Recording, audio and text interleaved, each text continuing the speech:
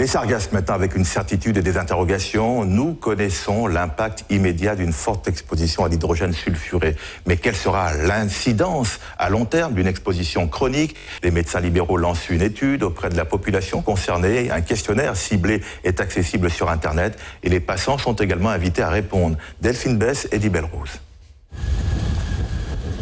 J'ai toujours mal aux gorges, mal à la tête, le nez, tout ça qui coule avec cette histoire d'odeur-là. Tout le monde qui vient chez moi là me demande comment je fais pour rester là. Maman bouton, maman un petit bouton, maman petit bagaille. Ça devient insupportable. On a des nausées, des brûlures oculaires, des douleurs dans les poumons, ça commence à brûler. Tout le monde se plaint d'avoir des selles molles, d'avoir des diarrhées, des urines très odorantes. Et sinon, la fatigue, donc je ne sais pas si c'est dû aux algues, mais je me sens très fatiguée. Depuis 2014, nous avons recueilli ces témoignages par dizaines dans les communes sinistrées. Depuis un mois, l'Union régionale des médecins libéraux a décidé de recenser tous ces symptômes ressentis face à une exposition chronique aux sargasses. Une chronicité dont il faut étudier l'impact sur la santé et ses conséquences dans le temps. Irritation au niveau de la gorge. Avant, les sargasses arrivaient, ponctuellement, elles repartaient. Et là, la nouveauté, c'est que ces sargasses, elles restent, ça dure et ça impacte fortement. L'intoxication chronique vous donne une irritation au niveau ORL, au niveau oculaire, avec des signes digestifs, des signes neurologiques, et ça n'avait jamais été étudié. Devant la persistance du phénomène, une étude s'impose en effet. Déjà, plus de 2300 questionnaires santé ont été remplis sur le site Facebook de l'URML Martinique.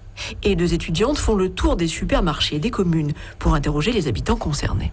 On leur pose des questions sur les signes qu'ils ressentent au niveau des yeux, des poumons, de l'estomac. Voilà, ça c'est les questions principales. Puis comment ils se sentent de manière générale, s'ils ont des remarques à nous dire, parce que c'est évident qu'on n'aura pas tous les signes. On ne peut pas penser à tous les signes qu'ils pourront ressentir. Donc voilà. Et puis on va certainement faire des nouvelles actions à la sortie des messes pour avoir plus de gens et des publics aussi très différents. L'enquête durera encore un mois et bientôt près de 300 médecins prendront le relais. Généralistes, allergologues, pneumologues et pédiatres.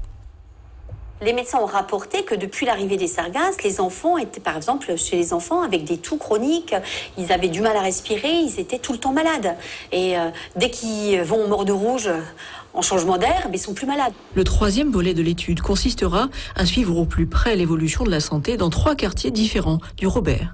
Un interne y auscultera des centaines de volontaires à intervalles réguliers. Les résultats seront corrélés aux mesures effectuées au même moment par Madininer.